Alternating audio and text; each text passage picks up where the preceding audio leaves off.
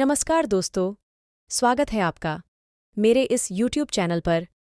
नवविवाहित जोड़ा हो या फिर पुराने दंपत्ति, कई बार उनमें नोक-झोंक होती है।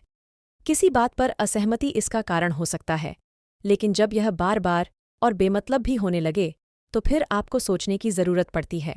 आपको एक बार अपने सोने की दिशा को देखना चाहिए। वास्तुशास्त्र के अनुसार, यदि दंपत्ति गलत दिशा में सोते हैं, तो उसका दुष्प्रभाव उनके रिश्ते पर पड़ता है।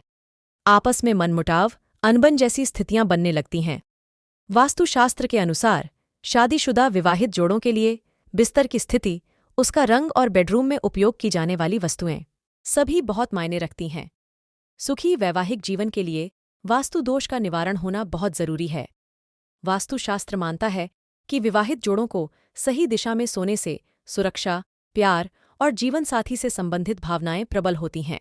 वास्तुशास्त्र के अनुसार विवाहित जोड़ों को सोते समय इस बात का ध्यान रखना बहुत जरूरी है कि वह किस दिशा में सिर और किस दिशा में पैर करके सो रहे हैं।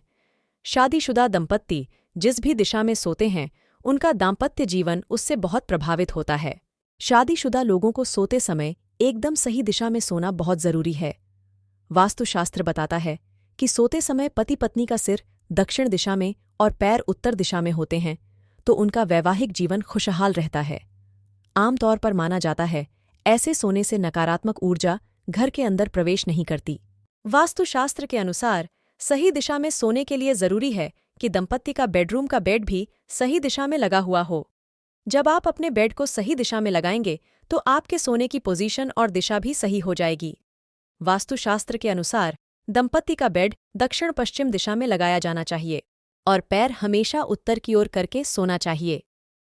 खुशहाल वैवाहिक जीवन के लिए इस बात को ध्यान में रखना बहुत जरूरी होता है।